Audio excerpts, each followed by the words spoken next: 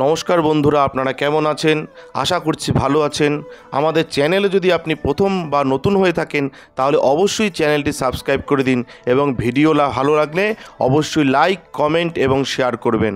আজকে আপনাদের সাথে যেই ব্যাপারে আলোচনা করব তা হলো যারা মিথুন রাশির জাতক জাতিকা রয়েছেন, আপনাদের কেমন কাটতে চলেছে এই সপ্তাহ, অর্থাৎ 22 এপ্রিল থেকে 28 এপ্রিল পর্যন্ত আপনাদের কেমন কাটবে সেই ব্যাপারেই বলবো। আসুন জেনে নিই আপনাদের কেমন কাটতে চলেছে।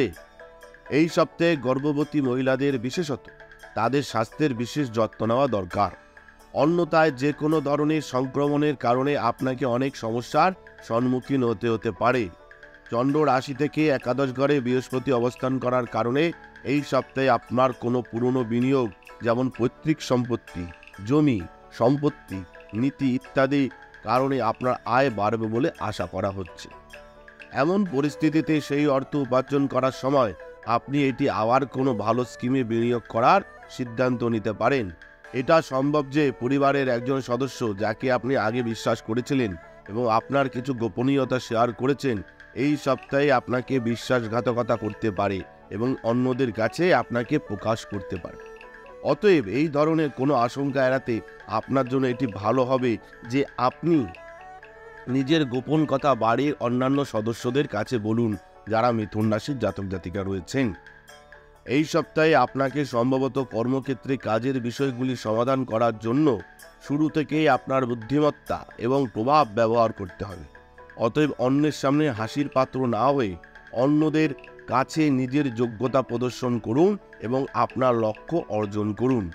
এই সপ্তাহে আপনার গুরুদের জ্ঞানের সদ্ব্যবহার করে তাদের সাহায্য ও সমর্থন নিতে বিন্দুমাত্র দ্বিধা করবেন না, কারণ এই সময় তাদের জ্ঞান এবং অভিজ্ঞতা আপনাকে বিষয়গুলি বুঝতে সাহায্য করবে, যার কারণে আপনি ভবিষ্যতে প্রতিটি পরীক্ষায় আরও ভালো করতে সক্ষম হবেন।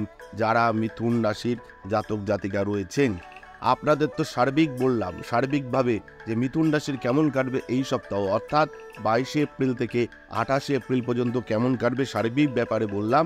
কিন্তু আপনাদের যদি ব্যক্তিগত কোনো সমস্যা থেকে থাকে, যে কোনো ব্যক্তিগত সমস্যায় আপনারা আমাদের স্ক্রিনে দেওয়া নাম্বারে যোগাযোগ করতে পারেন। আমরা চেষ্টা করব আপনার ব্যক্তিগত সমস্যায় পাশে থাকার। নমস্কার, ভালো থাকবেন। জয় শিব শম্ভু, হর হর মহাদেব, ওম নমঃ শিবায়, জয় জয় মা তারা। অবশ্যই কমেন্টে লিখবেন নমঃ শিবায়, জয় জয় তারা। আমাদের ভিডিও আপনাদের কেমন লাগছে? আশা করছি ভালো লাগছে। তাহলে অবশ্যই লাইক করুন, কমেন্ট করুন এবং শেয়ার করুন এবং চ্যানেলটি অবশ্যই সাবস্ক্রাইব করে দিন। ভালো থাকবেন, সুস্থ থাকবেন, ধন্যবাদ। এবং সকলে অবশ্যই কমেন্টে লিখবেন জয় শিব শম্ভু, হর হর মহাদেব, ওম নমঃ শিবায়।